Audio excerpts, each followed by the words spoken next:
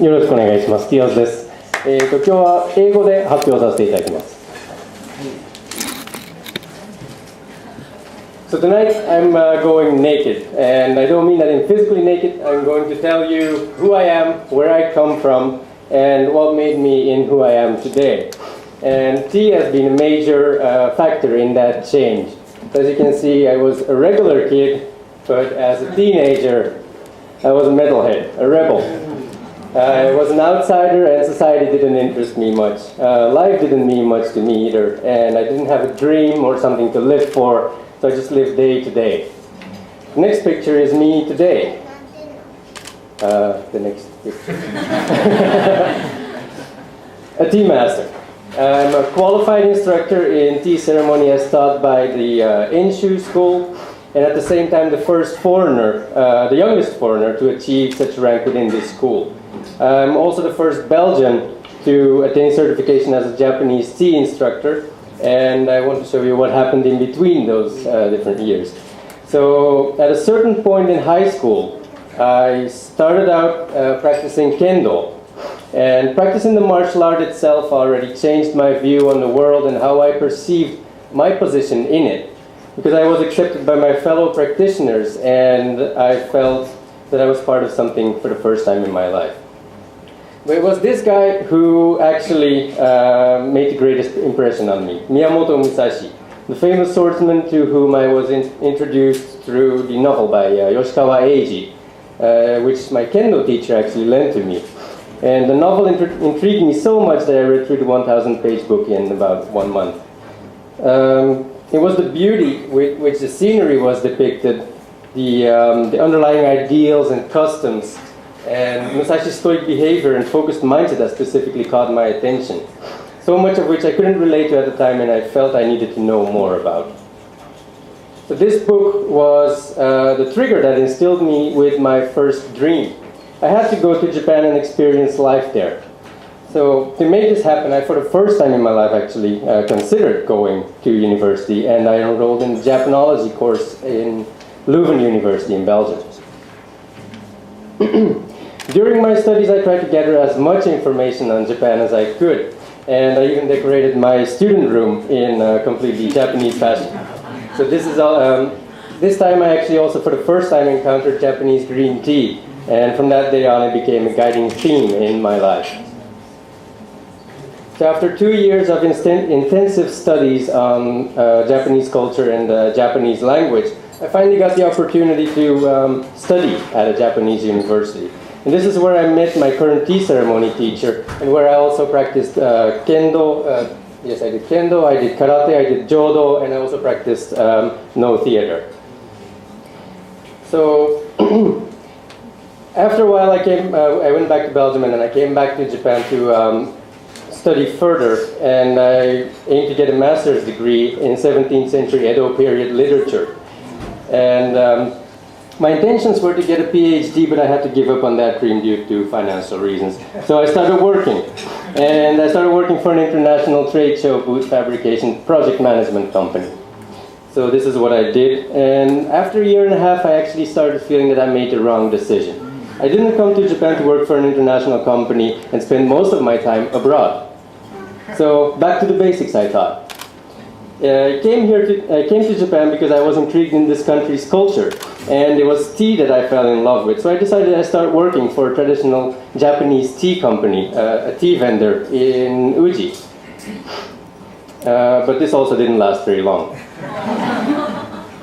I saw a totally different Japan than I wanted to see, or I thought I was going to see. And in this Japan, your value as an employee was solely based on the years you served. And in that Japan, individuality and originality were rather seen as a threat than a trait. So I thought, let's take matters into my own hands. And last year in December, I started the Tea Crane. Okay. With the goal to share pure and traditional Japanese teas with the world, seen from the eyes of that passionate boy who found something in Japanese culture that was worth enough to move to the other side of the world for. So, to me, a traditional tea is produced according to what we nowadays call organic or natural methods, And actually, chemicals only came into play 50 years ago. And since then, the notion of a traditional tea strangely changed. So prior to the use of chemicals, tea was cultivated solely relying on the strengths and the traits of nature. And through now reverting to those methods, I believe that we can rediscover the authentic value of tea and the natural flavor and enjoyment that it has to offer. And natural teas also provide us with the traits and strength of nature, and from a metaphysical viewpoint, this instills within us a transcendental energy which does not need to burden our bodies nor the environment.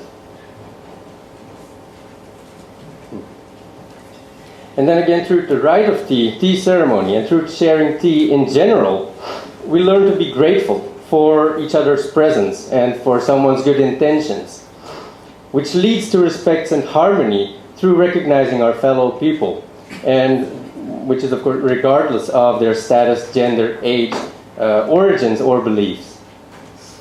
And it is this belief that tea has the power to relax body and mind that I wish to share, because it is this tranquility of mind that opens doors to a more harmonious, respectful, and peaceful world. And currently, I'm looking for supporters to help me achieve that goal.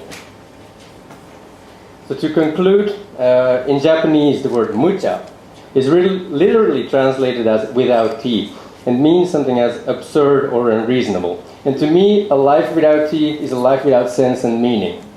And through telling my story, sharing my vision on tea and my passion for tea, I wish to instill tea in more people's hearts in the hope for a better world.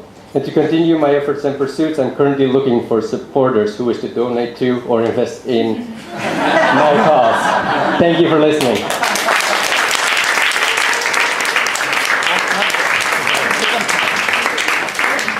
Thank you very much, Sayas. Very interesting. Thank you. So yeah, it's interesting. You've been here in Japan for how long now? I've been in Japan for about 10 years now. 10 years, yeah. So it's amazing, like, how people come here and why people come here. And for you, it was a novel. It was a novel, yeah. yes. And was there something in particular about that novel that really attracted you? Well, there was a lot of things in that novel that I didn't understand, but that did attract me in a way. So I thought, I need to know more about this. It was just such a interesting experience reading it. So that's why I decided to start studying more about Japan. Okay. And I think a lot of people who come to, especially Kyoto, they want to experience tea, but they have no idea where to go. So what do you recommend, like, for someone who wants to experience the tea, someone to go? Well, for tea ceremony, actually, I just opened in April a tea ceremony experience in Miyagawa-cho, close to Kiyomizu Gojo. Yeah. So there we basically have a 1 hour and a half introduction to real tea, which is thick tea, as compared to the frothy type of matcha you can get everywhere. All right. No frothy. No frothy. Okay, and on the handout there's the QR code, so you can contact TS anytime. And finally, you want to just do a pitch in Japanese because you're looking for investors. So very quickly in Japanese. なんていうのかな。これからこういう事業を始めたいと思ってね。私は今は海外向けに日本茶の販売をして国内で有機栽培の日本茶をもっと飲んでいただけるような飲んでいただけるための活動をしてますんで、それに対しての支援者インベスターを探しています。よろしくお願いします。皆さんぜひフライヤーで QR コードで連絡してください。Okay, thank you very much. Yes. ありがとうございます。Thank you.